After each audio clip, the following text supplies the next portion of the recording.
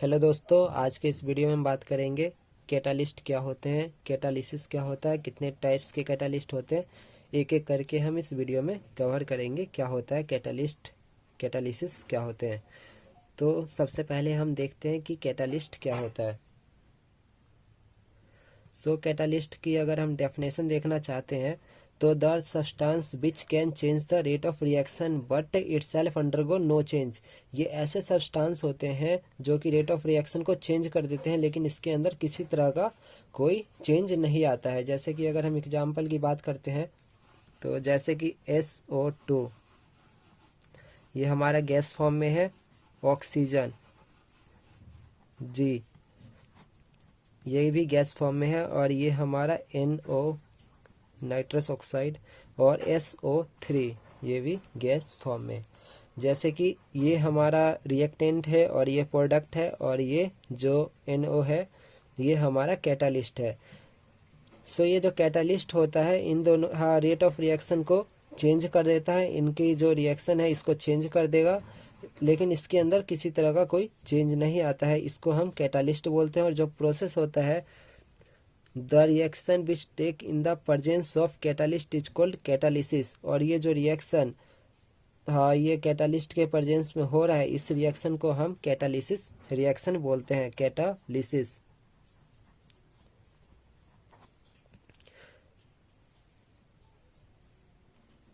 ये जो कैटालिस्ट होते हैं ये हाईली स्पेसिफिक इन नेचर होते हैं, हाईली स्पेसिफिक,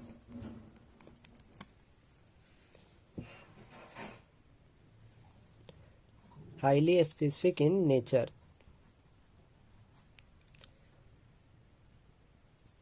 ये जो है केवल इंक्रीज करते हैं, ये दे mainly increase the rate of reaction, means ये रेट ऑफ रिएक्शन को बढ़ा देते हैं ये by decreasing the activation energy, उनकी एक्टिवेशन एनर्जी को डिक्रीज करके इंक्रीज कर देते हैं रेट ऑफ रिएक्शन। ये हाईली स्पेसिफिक इन नेचर होते हैं। स्पेसिफिक मीन्स स्पेसिफिक रिएक्टेंट के साथ जाके ये रिएक्ट करते हैं। दोबारा एक बार अगर हम ओवरव्यू ले लेते हैं तो कैटालिस्ट ये ऐसे सब्सटेंस होते हैं जो कि रेट ऑफ रिएक्शन को इंक्रीज करते हैं लेकिन इनके अंदर किसी तरह का कोई चेंज नहीं आता है। जैसे कि हमने एग्जाम्पल की बात कर रहे हैं, दो लोग आपस में लड़ रहे हैं, तीसरा आके उसको और लड़ाई को भड़का देता है। तो इस तरह से कैटालिस्ट काम करता है।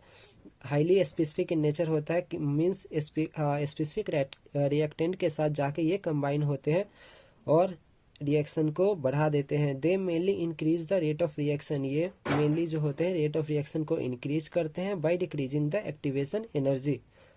अब हम बात करते हैं टाइप ऑफ कैटालिसिस रिएक्शन, कितने टाइप के कैटालिसिस रिएक्शन होते हैं।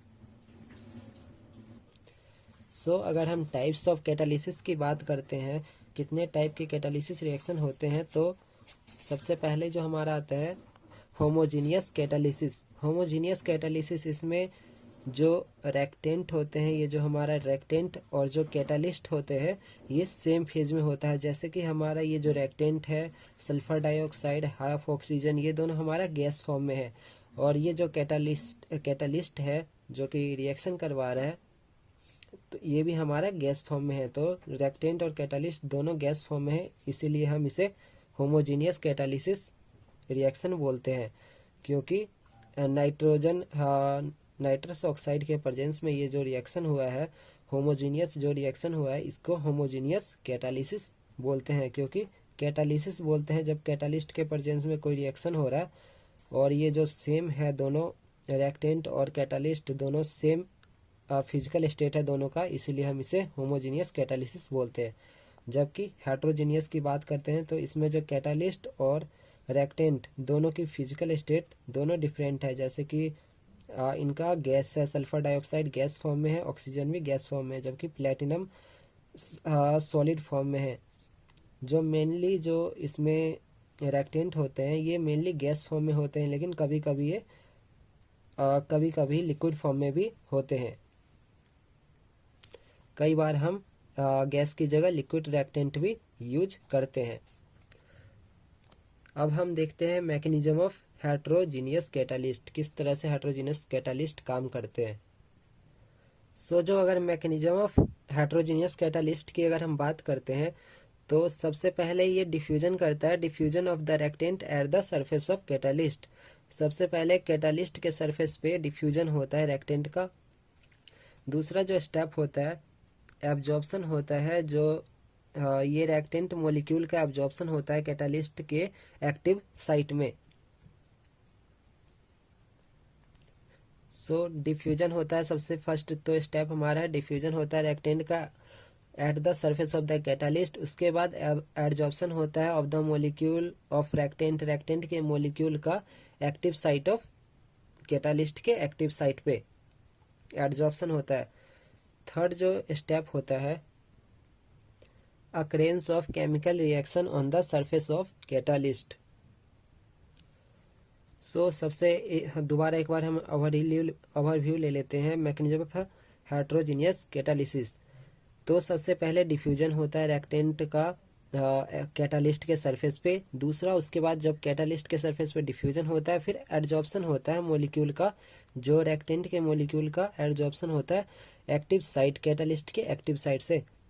फिर थर्ड जो स्टेप होते हैं अकरेंस, केमिकल रिएक्शन अकर होता है on the surface of catalyst.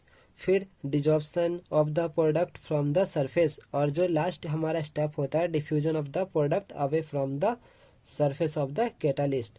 ये जो 5 स्टेप होते हैं जिसके द्वारा ये हेट्रोजीनियस कैटालिस्ट अपना मैकेनिज्म ऑफ एक्शन शो करता है।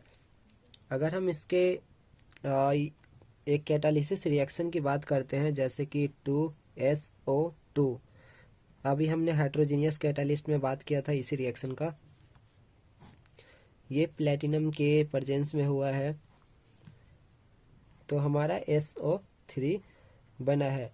सो ये जो ये हेट्रोजीनियस कैटालिस्ट है अपना जो प्रोडक्ट फॉर्म किया है ये इसी मैकेनिज्म ऑफ एक्शन के द्वारा फॉर्म किया है। अब हम बात करते हैं एसिड बेस कैटालिस्ट के बारे में। सो एसिड बेस कैटालिसिस ऐसा रिएक्शन, कैटालिसिस मीन्स रिएक्शन जिसमें कैटालिस्ट यूज होता है। सो ऐसा रिएक्शन जिसमें एसिड बेस कैटालिस्ट के रूप में यूज होता है उसे हम एसिड बेस कैटालिसिस कहते हैं। जैसे कि एग्जाम्पल की बात करते हैं C12H22O11 केन शुगर है, ये हमारा केन शुगर जिसे हम सुक्रोज भी कहते हैं, सुक्रोज भी कहते हैं। इसका जब वाटर के साथ हम रिएक्शन कराता है, ये वाटर के साथ जब रिएक्शन करते हैं इन द प्रेजेंस ऑफ एसिड तो ये बनता है C6H12O6, C6H12O6 ये प्रोडक्ट फॉर्म करता है। सो ये inversion of the cane sugar किस तरह के एसिड के प्रेजेंस में हुआ है, इसीलिए हम इसे एसिड बेस कैटालिसिस कहते हैं। ये हमारा एसिड कैटालिसिस रिएक्शन हुआ है। अगर यही बेस के प्रेजेंस में अगर रिएक्शन होता तो हम उसे बेस कैटालिसिस रिएक्शन कहते। अब हम देखते हैं किस तरह से ये अपना मैकेनिज्म ऑफ एक्शन देखते हैं इसका एसिड बेस कैटालिसिस की। अब हम देखते हैं मैकेनिज्म ऑफ एसिड कैटालिसिस की। तो जो हमारा ये कंपाउंड है CH3 C++O जब इसके साथ हमारा हाइड्रोजन कंबाइन होता है H+, ये जो हमारा एसिड है ये जब कंबाइन होता है तो ये फॉर्म करता है CH3 C डबल बॉन्ड, यहाँ पे हाइड्रोजन आके अटैच हो जाता है।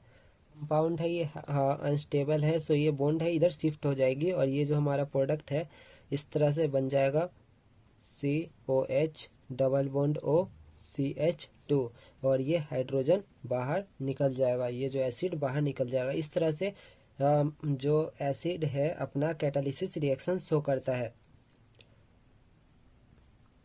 अब हम देखते हैं mechanism of action of base catalysis. अब हम देखते हैं मैकेनिज्म ऑफ बेस कैटालिसिस। ये 2 स्टेप में ये भी अपना मैकेनिज्म शो करता है। जैसे कि मैकेनिज्म ऑफ एक्शन की बात करते हैं स्टेप 1, स्टेप फर्स्ट में अमोनियम नाइट्रेट जो है NH2NO2 ये OH बेस की प्रेजेंस में ये हमारा फॉर्म करता है H2O, यहाँ से एक हाइड्रोजन यहाँ पे जाके यहाँ पे शिफ्ट हो जा रहा है एक हाइड्रोजन यहाँ पे और H2O फॉर्म किया है और ये जो कंपाउंड बन गई है NH NO2 NHNO2 ये जो कंपाउंड माइनस नेगेटिव, ये हमारा कंपाउंड फॉर्म किया है। अब स्टेप 2 में जो है स्टेप 2, इसमें जो ये कंपाउंड NHNO2 माइनस, ये दोबारा ये हाईली अनस्टेबल है तो ये NO2 फॉर्म करता है N2O और OH दोबारा बाहर निकल जाता है। इस तरह से ये बेस कैटालिसिस रिएक्शन अपना रिएक्शन शो करता है, मैकेनिज्म ऑफ एक्शन शो करता है। अब हम बात करेंगे एंजाइम कैटालिसिस की। क्या होता है enzyme catalysis. So enzyme catalysis की बात करते हैं तो ऐसा रिएक्शन जो कि एंजाइम के प्रेजेंस में हो रहा है उसे हम एंजाइम कैटालिसिस रिएक्शन कहते हैं। जैसे कि अगर हम इसकी एग्जाम्पल देखते हैं, इसकी एग्जाम्पल की बात करते हैं, NH2 C double bond O NH2, ये हमारा H2O यूडीएच के प्रेजेंस में, यूडीएच एज जिसके पीछे लगता है वो एज ASE जिसके पीछे भी लगता है वो एंजाइम होता है। सो यूडीएच ये हमारा एक एंजाइम है। ये जब यूरिया के साथ कंबाइन किया तो ये हमारा प्रोडक्ट बना NH3 और H2O।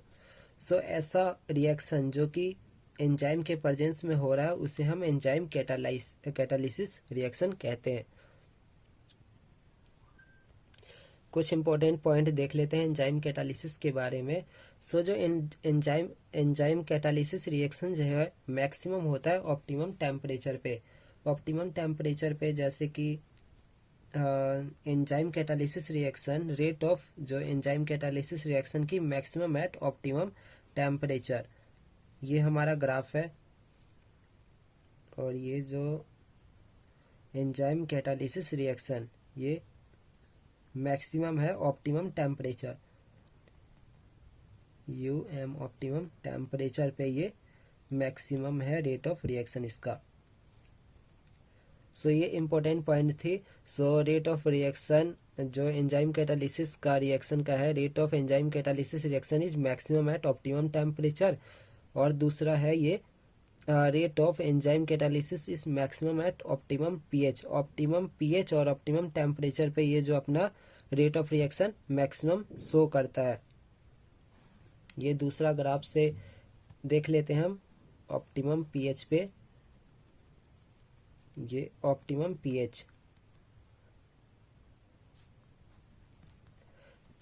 ये रेट, ये मैक्सिमम रेट शो करता है ऑप्टिमम टेम्परेचर पे, ऑप्टिमम पीएच पे।